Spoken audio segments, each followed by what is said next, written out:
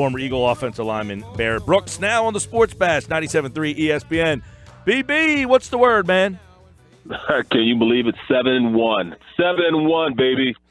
No, I got to be honest with you. I don't think many people can believe it. I had a guy tweet me yesterday, and he asked the question. He said, why do I feel like this team's like 5-3, 4-4, 3-5? Is it just me? And I said, you're not wrong in feeling that. I don't know that this team has that elite 7-1 feel, but I'll tell you what, you can't take away from the fact that they have taken care of business, and that's not easy to do in this league.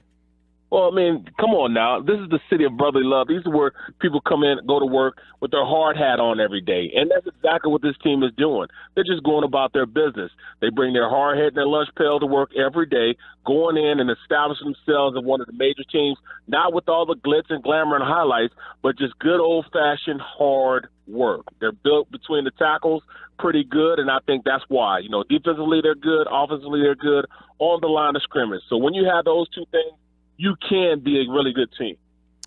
So let's talk about, you said between the tackles. How about the tackle yesterday? If you're Howie Roseman and Joe Douglas and you're sitting in that room, Stoutland, Peterson, Reich, I'm sure they're having a conversation right now saying, guys, can we trust Vaitai or do I need to start making phone calls? What would your answer be?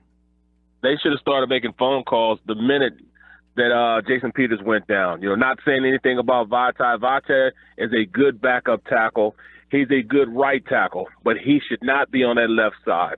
People don't understand it. As everybody says, you don't want to go into two positions and switch them around. Now you're making both sides. No, you're not making both sides weaker. Lane Johnson's going to be the future left tackle. He should be the left tackle. Now move him over. You cannot afford to have your franchise quarterback having somebody that's inferior as far as, with Lane Johnson building his ability on the backside of a quarterback. You just can't do it. And if you're going to help Vaitai, you're putting guys on the left side. He's a right-handed quarterback. You want everything to be coming into his face as opposed to it coming from his backside where he can't see it. And that's the biggest thing. Stop with I don't want to move both. Coach Peterson, he said that, to just kind of give his guy a little bit of encouragement. But he should not be there. And if you watch how things were going through, when a quarterback goes through his progression, he goes through his progression usually from right to left. But when you have an extra chipper and a tight end on the left side, now he's reading it from left to right. That means his body motion has to change up. Everything changes up. It's, I guess I don't know what I'm talking about. Playing 12 years in the NFL, winning the Super Bowl, starting left tackle, playing against Charles Haley, the late and great Reggie White, late and great Derek Thomas. I guess I don't know what it is to be a left tackle, but I tell you this: when Carson starts seeing ghosts and everything and becoming a little gun shock on that side and not going through his progressions, then we're saying, all right, we should have listened to B. Brooks as opposed to not listening to him now. Now, do you think yesterday that the game plan or the offense suffered because of Vaitai? I mean, did they do different things that they weren't doing before because Vaitai was the left tackle? Meaning, did they have less weapons in the passing game? Did they have less things happening? Go ahead. Yes, this team, and even as far as running the ball, this is a left-handed, run-orientated offense. We ran to the left side more than most teams in the NFL, more than any team in the NFL. We went to the strength of our offensive line, and that was the Jason Peters side. Period, point blank. Go through the statistics, you'll see. We were a left runner. We couldn't run the ball from the left side. And not to say that it was because of Vaitai, but the 49ers game plan, the fact that Vaitai wasn't there, they understood that he's not going to be cohesively synced to the guard. Him and Wiz hadn't played together. So because of that, what did they do? They ran line stunts, knowing that those guys will be on different levels because they haven't played together before. They didn't know the mesh point was going to be where he's going to have to push a guy to him or just let a guy go. That's great game plan by the 49ers. They knew that they had, in all intents and purposes, the weak link right there at left tackle. So they took advantage of it. Not saying that Vaitai is not a good player. Vaitai played well enough that, they didn't hurt him as much. But our offense as a whole definitely was slowed down because of it. Not to the fact that, he should be benched or anything like that, but I really feel as though if you put him on the right side, that's just one less read that you're going to have to worry about. Because if Carson sees the sack coming, he can evade it a little bit. But if it's on the backside, he can't evade anything. He's just going to get hit. And that's the problem that we need to address now. So I don't know if he's going to go into free agency. I don't know if you're going to see a trade or whatever, but they're going to have to do something unless they move him over, period, point blank. BB, the offensive line struggled as a whole a little bit yesterday. Was that more the fact that, Vaitai was there and they didn't really have that chemistry, or Wentz holding the ball too long as he did on several occasions? You know what? I'm going to tell you this.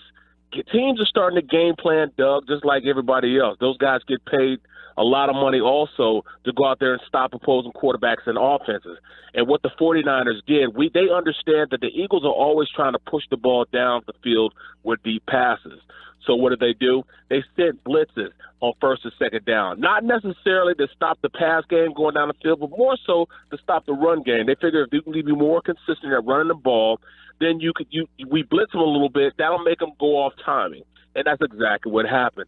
They sent run blitzes. Those weren't necessarily passing blitzes; those were run blitzes. Blitzes that'll take each gap and close each gap up, and it worked against the likes of their running game, really trying to get some positive yardage on the first play.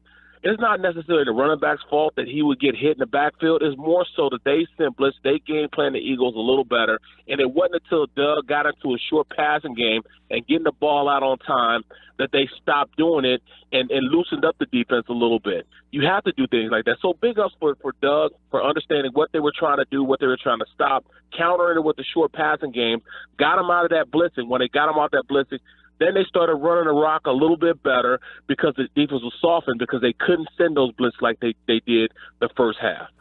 Hey, Barrett Brooks is with us here, of course, Super Bowl champion, played with the Eagles, now NBC Sports Philadelphia. You just talked about something, that they changed a little bit of the offense up because of Vaitai, which means, possibly, the tight end's got to stay in. He's not out in the passing game. But one area, they got the trade deadline coming up. Now, you talked about I'm making a phone call when Peters went down, so left tackle's a spot. Number two, what about calling about a running back who can help protect a little better? Because it seems that once Sproles went down, that's an area they've been struggling too. That running back picking up the blitzer is an issue. Yes, it has been an issue, and I thought Smallwood kind of advanced in that a little bit, but he didn't get many opportunities yesterday because the game plan was that they wanted Blunt to be the major running back. But, that's one thing that we need to change a little bit also. Once Doug goes in and has a game plan, he pretty much sticks to that game plan no matter how bad it looks at that time. And sometimes, you have to be able to switch and run different plays for running backs, because they should have the same autonomy to run different plays, even though they were only running those plays in practice. So he wanted to stick, just like last year, last game he wanted to stick with just Smallwood. So for the major part of the game was Smallwood. And Smallwood did an okay job of picking up the blitz. Well, this game he wanted to feature LeGarrette Blount because he wanted to run the ball downhill against that defense. Well, he should have switched it up a little bit, maybe play Smallwood a little more, because Smallwood is very effective in that short passing game and also in picking up blitz a little more than Blount. Even though Blunt's bigger, I think Smallwood is better at blocking than Blount as far as picking up the blitz. Sticking with this trade deadline talk, Calvin Johnson, we're hearing a lot about this could happen or it's not going to happen. What say you, BB? I don't think that it's going to happen because if you look at it, it's like $60 million left on that contract that he still has. And when you trade him, you trade the contract also. So we're talking about paying, superstar indeed, Calvin Johnson, superstar indeed. But we're talking about paying him at the very least $15 million a year for the bulk of that contract.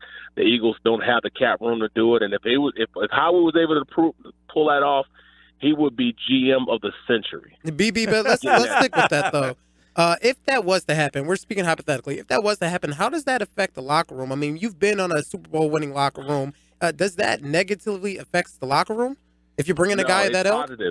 It positively, helps that locker room a lot because it's showing, all right, Doug and the GM are trying to win. We're trying to win now. We're not just going in and trying to make it to the playoffs. We're trying to win the Super Bowl if you bring the talents of a Calvin Johnson there. Megatron will change the whole outlook on how we run offenses because you have to look where he is. You're talking about a guy that's going to take the top off not only defense, but take the top off everything if he comes to Philadelphia. It would be one of the biggest acquisitions they've ever done in Philadelphia because now it just shows everybody in Philly and puts everybody on notice in the NFL that the Eagles are making a strong, strong push to make it to the Super Bowl, and not only make it there but win it. Yeah, and this is, Barrett, you know this better than anybody. I mean, one year you could be a 13-3 team. That next year, something's different. One guy leaves, the locker room changes, a guy wants more money. You go from that 13-3 team to 7-9 and out of the playoffs. So when you have your chance, your GM has to recognize that. And I would assume if you want to knock Howie for anything, it can't be for him being aggressive trying to make deals. He's aggressive just like Doug is aggressive. If they can get that guy into the locker room, it changes the whole dynamic on how the NFC is looking and how the NFL is looking at the Philadelphia Eagles. Period, point blank. We're winning now, not now, but right now. Yeah, and guess what? One of the things, too, is there's still – do you anticipate Darby sitting out another week, wait until after the bye? Well, you know what? He probably could sit out another week. But I mean, I guess they want to get him going a little bit. It would not hurt if he didn't. I think that the DBs that we have out there playing now in this big nickel defense are doing very, very well. The only thing that might rush his getting back is the fact that Patrick is might be out. And that's a huge factor because he's played well. He caused that major turnover and the interception. Because he went up there and hit, he laid out. He gave his body, he gave his all for that play, and it hurt him a little bit because he was out the game after that with a concussion. He's going through the protocol now. But that's just a sense of how those DBs are working, how they're trying to pretty much one up the other guy. They are so intense in how they approach this game, and and I love the competitive nature that all those guys have. Jalen Mills has stepped up. These guys want to win, and they want to win in the worst way. They're tired of thinking that they were the Achilles heel of the defense. Now they're becoming the strength, and like I said, both of those things go hand in hand. The pass rush and the way the back end are holding up receivers, all those things work hand in hand, and right now those hands are working very, very well. BB, you just mentioned it. Jalen Mills, Mr. Green Goblin himself, has been playing lights out this year and really has improved from last year when he was a 7th-round rookie. Could you kind of take us through the progression of how he's become this confident this early? Well, his confidence is on high. They used to say, all right, his speed was the biggest knock on him. Well, I tell you what, he's playing fast and explosive, and he's compensating for that for just being a student of the game. He's in there working and watching him breaking down field. He understands pass routes. He understands what teams are trying to do to him, and he's adapting quicker than they can adapt to him. He's playing very, very well. He's playing aggressive. He's jumping routes. He understands where he needs to be at within the framework of that defense. And when you have a player that's that confident, things are just going to get better and better. You still don't see the ceiling of what this kid could do. He's aggressive. He puts his hands on guys. He reroutes receivers. He's running with guys he shouldn't be running with. Nobody's telling him he's not the fastest DB out there, so he doesn't believe it. So he's running with whoever he's going against. I love how this kid is playing, and he's been playing this way for the major part of this year. And it all started when he started last year. He was just running around last year trying to make plays. Well, this year he's studying. He understands where he's supposed to be at, and it's only making him that much better. BB, you just said something interesting. You said that he hasn't even reached his ceiling yet. You still got Sidney Jones, who hasn't even played at all this year. You still got Ronald Darby, who's very young. Could the secondary end up being a strength for the Eagles in the years to come with all these young guys playing so well? How about each one of these guys, with the exception of Patrick Robinson, are all under their rookie deals? How about that? Yeah. How about going in and putting those guys together to play with each other for at least the next 2 years? That's remarkable. Coach Underland, the sky's the limit of what he can do with these guys. Man, these guys are not going to be a good secondary. They're going to be a great secondary because they're playing together, and they will be together for at least the next 2 years. Hey, Barrett. So big ups for them for bringing in guys and understanding how these guys work together. I'll tell you, Barrett, one thing that is significantly different about this defense to me and why this team has been successful, it sounds ridiculous. It's like saying a wide receiver catches the ball. Well, they didn't do that last year. They tackle. This defense tackles. How many times last year a guy catches the ball in the flat, sidestep a tackle, break another tackle, big play? They let you catch the ball, but they don't let you get very far. They tackle, and that is something that is appreciated finally. No question. They keep things in front of them, and shh, don't tell them this. they're not supposed to be that good. Don't tell them that, but they're not supposed to be this good at this point. These guys aren't supposed to be playing at this high level. They're really not. But it just goes to show that Coach Underland has all these guys. I didn't think Patrick was going to make the team. I really didn't. Patrick Robinson, I thought was just, his confidence was gone. Well, he's found a new home in that slot, and from that slot, he took it on out, and he's become one of the best DBs we have on the team. Jalen Mills also. Nobody told him that he can play.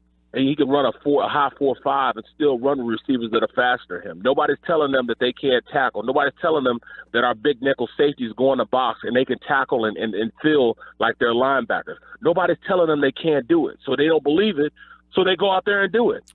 See, it's great when you have guys that just don't care about what everybody else says, but they know what they can do, and that's helping them out a lot. Okay, this team is 7-1, 8 games in, so they're at the halfway point of the season. Give me one concern that makes you feel that 7-1 isn't sustainable, and give me something that makes you feel that 7-1 is sustainable. Well, we can't get anybody else hurt at linebacker. I mean, we just can't do it. I mean, we'll have what's his name, Jerry, whatever his name is. Yeah. We probably need to get him going and get him, acclimated to this roster. Right now, as fast as we can, because I don't think Joe Walker is able to play the Mike linebacker like he needs to play in order for us to start, really implementing them. So, we need somebody a little bit faster. This defense is faster, just about fast as any defense in the league. They are fast. They play very, very fast. And I think because they rely on each other and feed off each other. We need some more linebacker help, some linebacker support. If any of those guys get hurt, we are really screwed. And that's the things that'd be the only reason why I don't think we can do it. But like I said, the reason why I think we can do it, we're built just the way we need to be built. We're built at the defensive line and offensive line. We have depth now. We would have missed. We're not missing a beat, even with Jason Peters not being there. They still have a lot of confidence in that offensive line, and because of that, when you're built good in the trenches, there's nothing you can't accomplish. So yes, I do believe that they are in a position to make it to that bowl. I've seen it before. Kind of the same thing that happened to me when I won a Super Bowl. Had a young quarterback in his second year going out there and playing. Nobody told him he wasn't good enough, he couldn't play. Well, they didn't tell Carson, and Carson still believes that he's the best quarterback in the league. Then you have, the ability on defense to really play better than, any offense in the league. So that's the makings of a great team. That right there, a great defense and a quarterback who thinks that he can play better than anybody in the league. That's why we won the Super Bowl. That's exactly why we won the Super Bowl. You got it, and that you just said something there too about Roethlisberger. They won in the second year. When you have that young quarterback who's not making the big bucks yet, you can spread that money around better. Seattle did it with Russell Wilson. You got a young guy who's capable of winning early. You don't have to pay him the big money. You can pay the other guys. This is why the window is now. Before you got to give Wentz that big deal. Well, you got to give it to him now because you know what? Is really biting the Ravens in the ass right now because they paid all this money to their quarterback and can't pay it anywhere else where everywhere else is lacking. It's funny how all that works. Once you get the big-name quarterback and gets making all his money, then, you can't go pay other places. I think that this is the time the Eagles really need to go ahead and invest in them winning the Super Bowl this year because it's hard. It's really, really hard to take it to the next level without the major quarterback and the defense. So you got to pay him eventually, but let's ride the wave right now until we have to pay him. All right, Barrett Brooks, NBC Sports Philadelphia, pre- and post-game quick slants. You can catch him all over their Eagles platforms. And, of course, right here for Barrett's breakdown on the Sports Bash, 97.3 ESPN and the new 97.3 ESPN mobile app. Take care, BB. Thanks, Big. Take care, guys. Have a good one. I appreciate it.